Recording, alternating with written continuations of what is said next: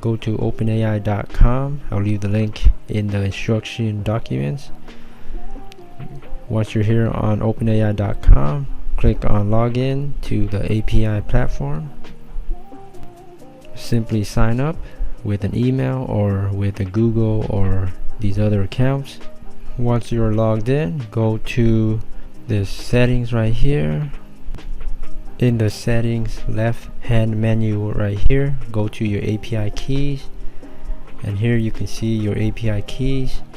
You can also create one easily right here. Just click on this,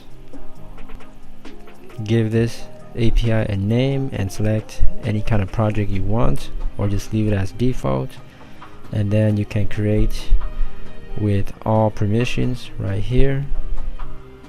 Once you create a secret key, make sure you save the copy somewhere safe.